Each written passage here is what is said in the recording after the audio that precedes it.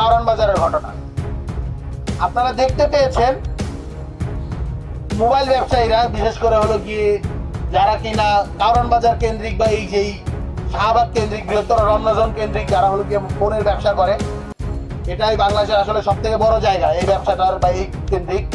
তো তাদেরকে কিভাবে বাচ্চা কোলে থাকা অবস্থায় একটা মানুষকে পুলিশ পেটাচ্ছে। কোন শিশু যখন একটা কোলে থাকে, পৃথিবীর কোন আইনে কোন লজিকে একটা শিশুর উপরে কোন পুলিশ আঘাত হানতে পারে কিনা এই জিনিসটা আমরা জানতে চাই। পৃথিবীর কোন সভ্য রাষ্ট্রে এরকম উদাহরণ রয়েছে সেই জিনিসটা আমরা দেখতে চাই। পৃথিবীর একটা অরাষ্ট্র মানে কুলাঙ্গার রাষ্ট্র হিসেবে পৃথিবীতে যেটা খ্যাত, আমরা রাষ্ট্র যেটা বলতে চাই না, নিকৃষ্ট জীবের মতন, ইসরায়েলে কেবলমাত্র এই ধরনের উদাহরণ রয়েছে যেখানে শিশুদের উপর বর্বরচিত ভাবে গুলি করা হয়, আঘাত হানা হয়।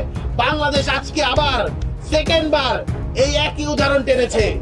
আমরা স্পষ্টভাবে বলে দিতে চাই, হাসিনার যেই পুলিশি রাষ্ট্র, ইউনূস কিন্তু সেই একই পুলিশি রাষ্ট্রের সিলসিলাকে জারি রেখে যাচ্ছে, টেনে নিয়ে যাচ্ছে, এবং পুলিশ আগের থেকেও ভয়ঙ্কর থেকে ভয়ঙ্করতর হয়ে উঠছে। এর কারণ কি? এর কারণ পুলিশের মাঝে ক্ষোভ। কিসের ক্ষোভ? তারা মনে করে ছাত্র জনতাকে পাবজি খেলার মতো, ফ্রি ফায়ার খেলার মতো, কল অফ ডিউটি খেলার মতো গুলি করে জুলাই আগস্টে হত্যা করা তাদের জায়েজ ছিল, সেইটা একটা ফান ছিল। কিন্তু ছাত্র জনতা যে বৈপ্লবিক প্রতিরোধ গড়ে তুলেছে, সেই জিনিসটা ছিল তাদের প্রতি অন্যায়, জুলুম। তাদের এই ক্ষোভ ফুঁসে ওঠে।